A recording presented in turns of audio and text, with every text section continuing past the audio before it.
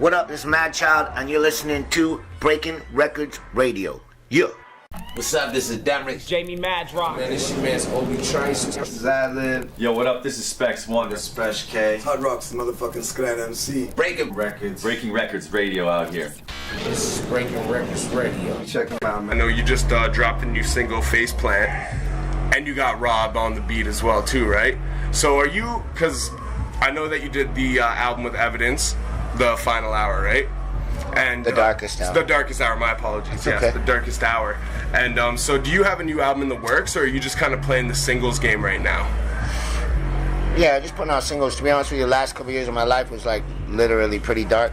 So I just moved back from LA, and shit's been really great the last few months. I decided to get back to work. I just toured Europe. I did like 23-show tour out in Europe. I played in Moscow. Shit was incredible. I mean, the whole tour was great. Now I'm doing 44 shows across Canada. I've just been invited to tour Australia, New Zealand. Oh, shit. We're going to tour Canada with Swollen. I've been getting asked to go do an American tour. So, like, everything, kind of like I just started to walk again, and everyone's reacting real quick to it. So, I think it might have been, everything happened for a reason. When you had a 19-year career and you're, like, crazy a little bit like I am, you're going to have highs and you're going to have lows. You're going to do incredible shit and you're going to do stupid fucking shit. And usually whenever I did stupid fucking shit, it was because I was on drugs. So I worked hard. I work hard to get off drugs.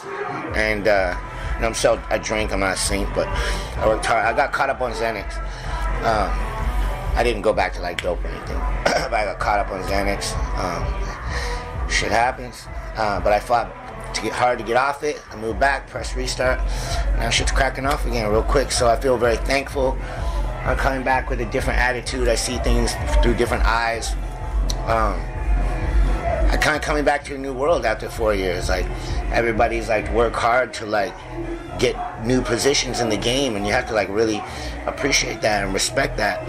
So I guess you could say I'm looking around with eyes open and really respecting what everyone's accomplished, like yourself. Like everybody's doing things, you know what I mean? So it's a new world. I'm excited to come back to it. I'm excited to stay in my lane and keep doing what I do. And I'm thankful that I'm doing shows and people care, you know what I mean? I'm stoked. So I think once I start putting out a lot of new music, so I haven't even started yet. I mean, you know me, when I'm going, I fucking go. You just go, yeah. So you're literally seeing me at the beginning of round 3, like new phase. Yes. Okay, so now I didn't even realize. So when you just did the Xanax thing too, then that's something you recently went through. Correct. Okay, so because I know that like your whole battle of getting clean and stuff before, so you actually ended up fighting another demon. Correct. Yeah. Holy shit, eh? Yeah. I was sober for 2.5 years. Yeah. Started partying a little bit. And that's in LA? Went to LA. I mean, I was partying a little bit at the end of the whole Canadian thing when Lawnmower Man was cracking off and Silvertongue Devil. I think, yeah. And then I stopped again, and then by accident, I went to the doctor for like anxiety. Yeah. And they gave me Xanax. It's called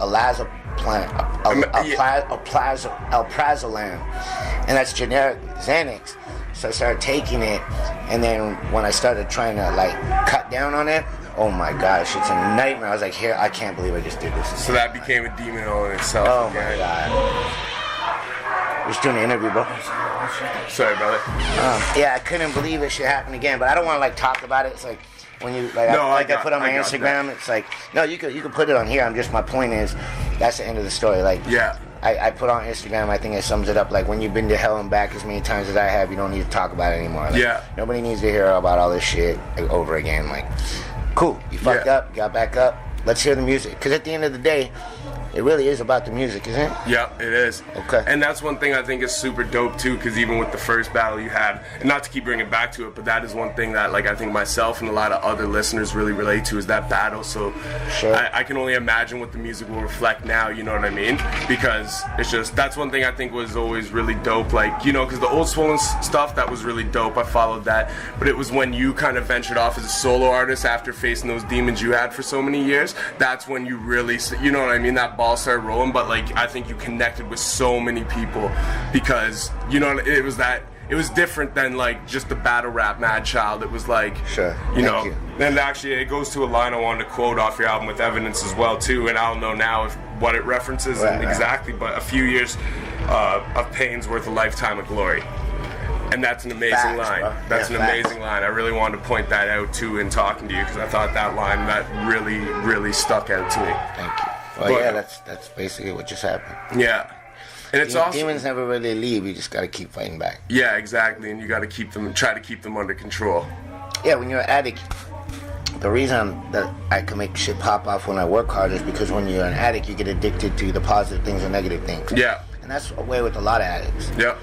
So you can go down a rabbit hole and tear yourself down tremendously, or you can focus on the gym and become fucking Mr. Universe. Diesel, You yeah. know what I mean, or whatever. Yeah. Or Mrs. Universe. Yeah, you're very right about that. There's the good and the bad, and if you have something to focus that energy on, because I think a lot of addicts have that same, it's that same mental build up. You know what I mean?